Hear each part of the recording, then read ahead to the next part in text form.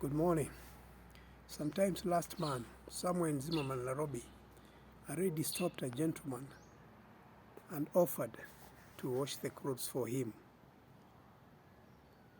Uh, the two had been meeting each other often because they stay in the same neighborhood, but they have never stopped to talk or even to greet each other. They used to do so as they were just going about their businesses, maybe going to the shop, going to work, and whenever they passed roads, they cross each other. They'll say hi, but nobody knew the details of the other. This time round, this lady requested for the gentleman to leave him his house keys so that he can wash his clothes, saying that he was free the whole day. This is a lady that the gentleman had showed some interest, but they had never stopped to converse. So the gentleman was both surprised and happy for the gesture. So he went ahead and left the lady by the name of Miriam his house keys. Unknown to him, his movement on this day were under the radar of Mariam. The other week, the man that Mariam had been staying with for some time had left and abandoned the family for 30 days to this day.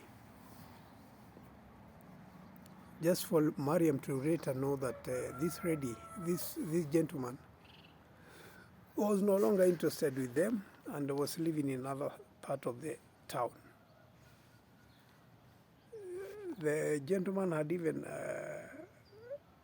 given notice to the landlord that he had left the house and that the family were only staying there for to the end of the month. So Mariam knew there was trouble here. He had 2 kids and they were both in school. And she knew she had to find a way to get out, to beat the situation. So when the gentleman went to work, Mariam immediately moved all her belongings and her children to the home of this gentleman. All these moves were unknown to the owner of the house. At the end of the day, when the gentleman came from work, he was surprised to see 2 kids praying at his door. When he entered the house, again he got more surprised. His house was full of belonging of households, of house furniture and household goods belonging to Mariam. He didn't know what to say. He had been cornered. A few days after this happening, he was telling his friends he was thinking of leaving everything to this lady and just going just like the first man had done.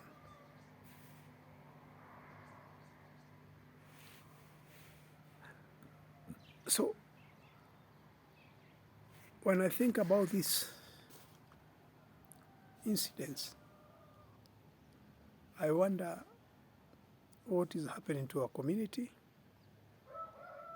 Why would this man abandon his family? Or maybe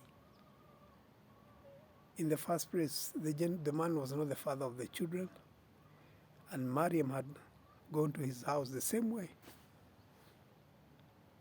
He had cornered the guy the same way he had cornered this second guy. And so I was thinking, how far can somebody go to survive? Because to Mariam, this was survival. It was about her children. They had to go to school. She didn't want the shame of eviction, and she had to do something. And also, I was also wondering, what if Mariam was another lady was not courageous enough to take such move? What would happen? Is this the reason why somebody is going and killing his own family because he has reached the end? Is it something that we should do as a community to make sure that we have such families? Because when I was told that story, I was also thinking that maybe Mariam didn't have somewhere to go. Yeah.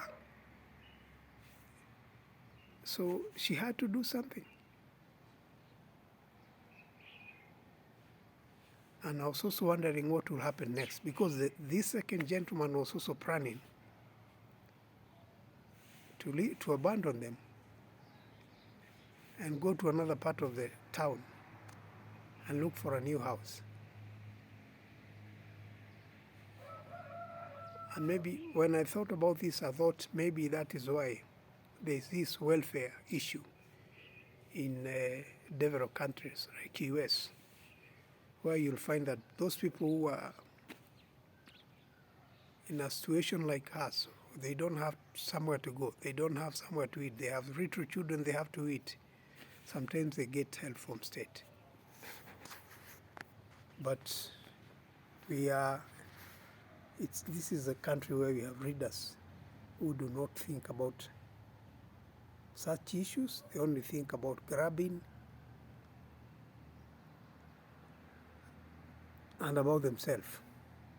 Maybe this new administration will do something to cater for people like the old people, women and children,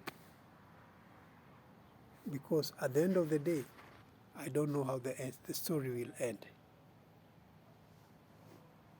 Bye-bye.